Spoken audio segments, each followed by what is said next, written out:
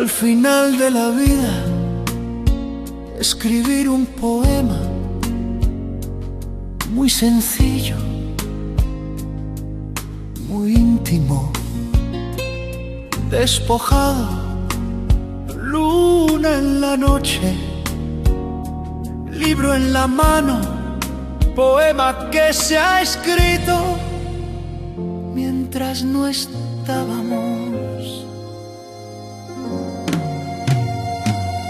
Ya el mundo va quedando lejos, el mundo era muy grande y ahora se concentra en este pueblo.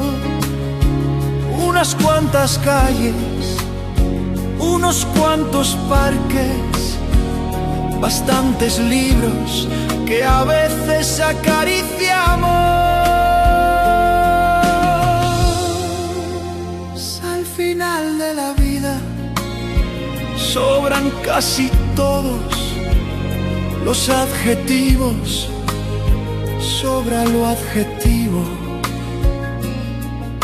Miro la hermosísima cara de los viejos, la juventud es la humildad, la belleza es la humildad.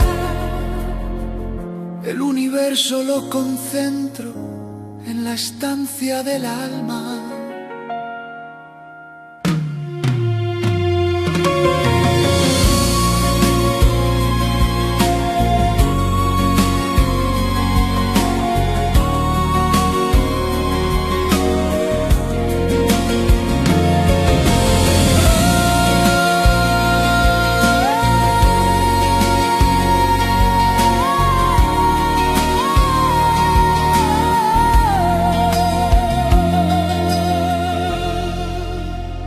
Al final de la vida, escribir un poema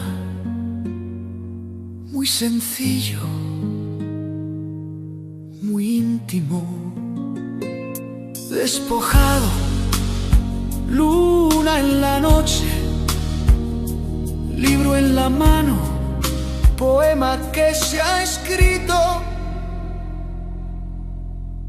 mientras no estábamos.